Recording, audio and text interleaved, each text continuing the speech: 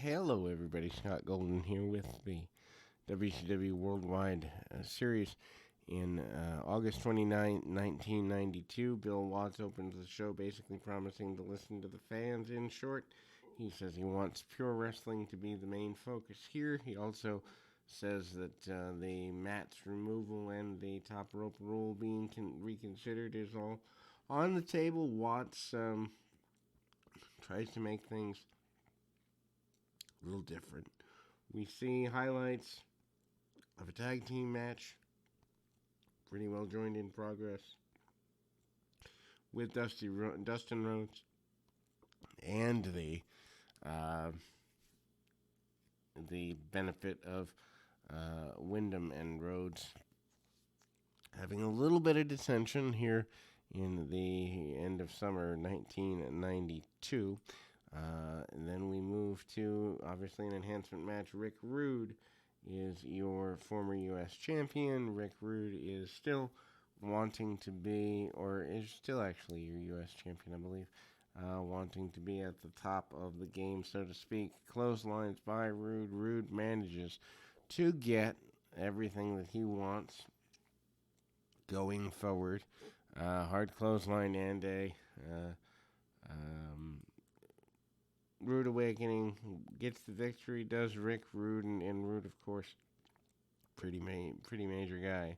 Highlights of Brad Armstrong and others in the light heavyweight division, part of the WCW Magazine initiative, here to push the light heavyweights, something that Bill Watts, honestly, according to, or from what I can recall, doesn't really seem to be super psyched on.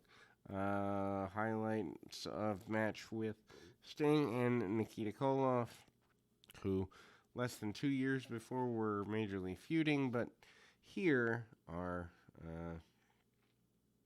tag team partners in an enhancement talent match. Looks to be internationally. Buddy Lee Parker, one of the enhancement talents. Tracy Smothers, the other. And obviously, they bump around well for the team of Sting and good old Mr. Koloff. Basic match here. Side headlock takeovers and basic stuff. Smothers, who I think at this time or nearly any other is seen as a guy who they might be wasting a little bit of, at least from my estimation. But anyway, we kind of go in a direction where the match slows down a little bit, not completely, but enough. The idea being that Sting and Koloff kind of doing more power stuff. Sting and Koloff tag off pretty easily. Not sure why they give them this match to fill time, but it more seems like that's what it's for.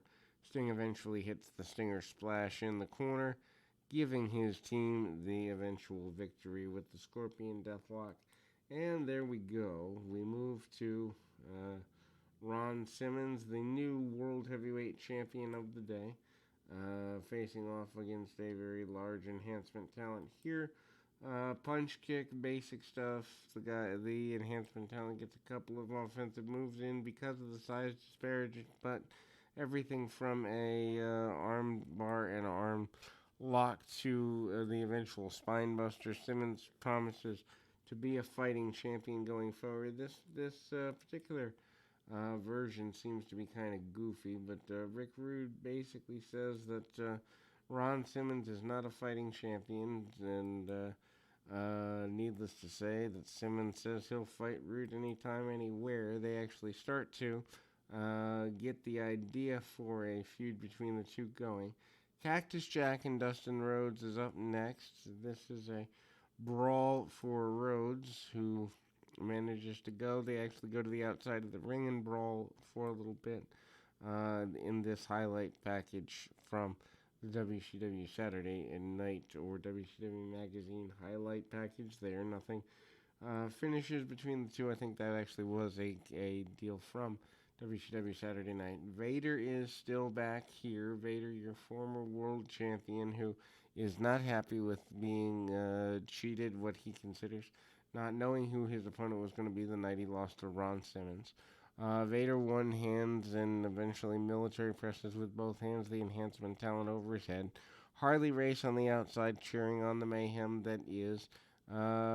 Huge power bomb nearly breaks the guy in half. Does Vader? Jesse Ventura has an interview with Jake Roberts. Jake Roberts wonders about picking your poison. We are moving towards the Halloween Havoc run here. And Jake Roberts is committed to getting rid of once and for all Sting, which would not be good since he's the top baby face. Wouldn't be good for the fans anyway. Irish whip by Cactus Jack, who's now doing an enhancement match with Ian Weston. Short match. Weston tries the crossbody, doesn't get what he wants on that. Then we go to the final match of the day. It is the Barbarian here. Well, we got babyface team of Wyndham, Rhodes, and Steamboat against Valentine, Slater, and the Barbarian. Just an odd six-man match that seems to want to fill time, which I think when you have too many television programs, you get more and more of that. AEW is finding that out, and WWE is finding that out now. Pressed back into the corner by Slater with Rhodes. Match is very basic anyway. Steamboat comes back in, rolls onto the shoulders. Simple stuff here. As eventually we see the Barbarian come in and get headlock takeovered by Wyndham, which kind of strikes me as odd. You're trying to push the Barbarian as major guy going into October, but he's having challenges here at the end of August with something as simple as a side headlock takeover. It doesn't make sense to me. Here, I wouldn't have put him in the match. Anyway, roll through and some cheating by Dick Slater on Rick Steamboat. Match continues through. Slater continues with a couple of backbreakers and body slams on Steamboat along the way. Cuts the ring off on Steamboat eventually. Valentine comes back in and catches a lariat from the now legal Barry Windham. All six guys go into the ring for a little bit. Rhodes paired off with the Barbarian. He manages drop kick there.